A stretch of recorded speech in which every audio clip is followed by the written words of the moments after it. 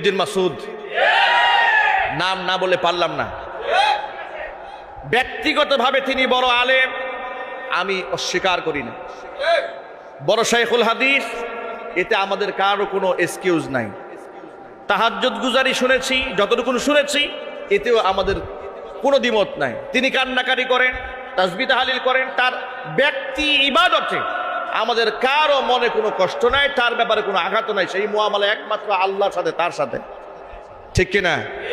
কিন্তু শাহবাগ চত্বরে গিয়ে নাস্তিকদের সঙ্গ দিয়ে প্রকাশ্য দিবালকে তিনি এদেশের শ্রেষ্ঠ আলেমদের নাম ধরে ধরে বলেছেন, আমি সাঈদীর ফাঁসি চাই।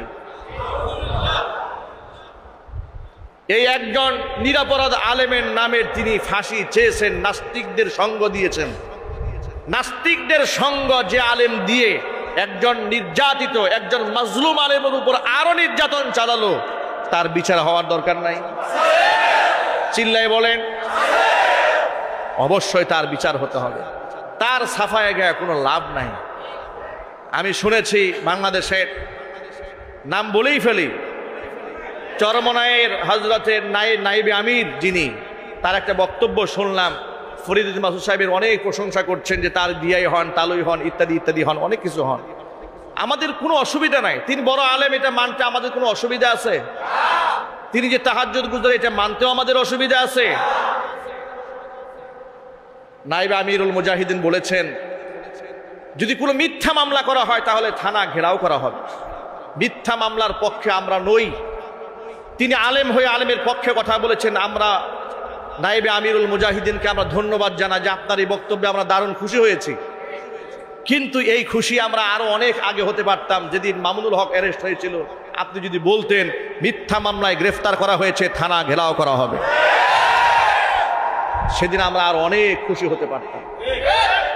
যেদিন জুনায়েদ বাবুনগরী হাফিজাহুল্লাহকে মিথ্যা মামলায় গ্রেফতার করে একজন বয়োবৃদ্ধ মানুষকে রিমান্ডে নিয়ে পা উল্টা করে ঝুলিয়ে পিটিয়ে রক্তাক্ত করা হয়েছে, সেদিন যদি হুঙ্কার দিয়ে বলতেন এই সমস্ত মিথ্যা মামলা আলেমদের নামে দেওয়া হয়েছে, থানা ঘেরাও করা হবে, ওসি প্রত্যাহার করা হবে, এদেশের মুসলমানদের কলিজা ঠান্ডা হয়ে যেত। আপনি সেদিন এই কথাগুলো বলেন নাই। আপনি সেদিন কথা বলেন নাই, বরং আকার ইঙ্গিতে অনেক জায়গায় এমনও কথা বলেছেন, সরকার একেবারে ধাক্কা দিয়ে ফেলে দিবা, বিরাট শক্তি, রাজনৈতিক বুঝো, নানান কথা বলেছেন। দুঃসময়ে আমরা এগুলো বলতে চাই না।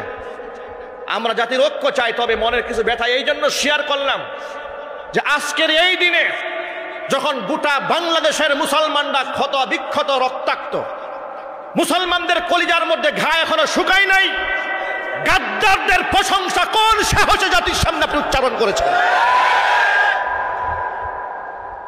যারা জাতির সাথে গাদ্দারি করেছে, মাজলুম আলেমদের বিপক্ষে অবস্থান নিয়েছে, তাদের পক্ষে টু শব্দ পর্যন্ত করবেন, এ জাতি মেনে নেবেন। ফরিদুদ্দিন মাসুদকে তার প্রাপ্য হিসাব চুকায় দেওয়া হবে ইনশাল্লাহ। বলেন, আপনি বলেন তিনি অনেক বড় মাপের আলেম, বিরাট বড় বুজুর্গ, এদেশের 90% আলেমের মতামত নেন ফরিদুদ্দিন মাসুদের ব্যাপারে। এদেশের বড় বড় মুফতি মুহাদ্দিসদের মাইন্ডেড নেন তার ব্যাপারে।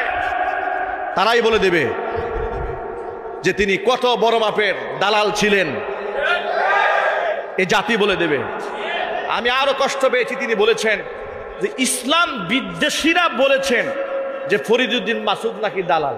ইসলাম বিদ্বেষীরা, এই কথা বলে আপনি কাকে ইঙ্গিত করলেন? ইসলাম বিদ্বেষী বলে আপনি কাকে ইঙ্গিত করেছেন? এদেশের 90% মানুষ বিশ্বাস করে ফরিদুদ্দিন মাসুদ সরকারের পা চাটা গোলাম ছিল। আপনারা কি এটা কি স্বীকার করেন? আমি যা বললাম সত্য না অসত্য? চিল্লায় বলেন। তাহলে এই সব মানুষ কি সরকারের আপনার সব ইসলাম বিদ্বেষী হয়ে গেল? না, মানুষ তার কর্মফল ভোগ করবে। এই কর্মফল থেকে আপনি চেনে কাউকে নামাতে পারবেন না, আপনি বাঁচাতে পারবেন না। কর্মফল তাকে ভোগ করতেই হবে। সুতরাং বাংলাদেশের এমন অসংখ্য জালেম আলেম ছিল, দালাল, বিভিন্ন মসজিদের মিম্বার থেকে আলেমদেরকে গ্রেফতার করাবার পেছনে তাদের হাত ছিল। কথা বলেন ঠিক কিনা? তাদেরকে জাতি খুব ভালো করেই জানে। সুতরাং বাংলাদেশের আলেমদের ঐক্যের সাথে সাথে সুবিধাভোগী যারা ছিল এবং পিছন দিক থেকে যারা জাতিকে ছুরি মেরেছে, আলেমদের ঐক্যে ফাটল সৃষ্টি করেছে, তাদেরকেও জাতির সামনে চিহ্নিত করতে হবে। আমরা এই জাতির ঐক্য চাই। আমরা চাই ভেদাভেদ সব দূর হয়ে যাক, আলেমরা ঐক্যবদ্ধ হোক, কারো দুশ্চর্চা করা না হোক, কিন্তু ইঙ্গিত সুলভ ভাবেও যেন এদেশের কোন আলেম ওলামাকে আঘাত করা না হয়। আজকে সময় এসেছে সামনে ইসলামকে এগিয়ে নিয়ে যাওয়ার। এই জাতিকে প্রস্তুত আছে ইনশাআল্লাহ?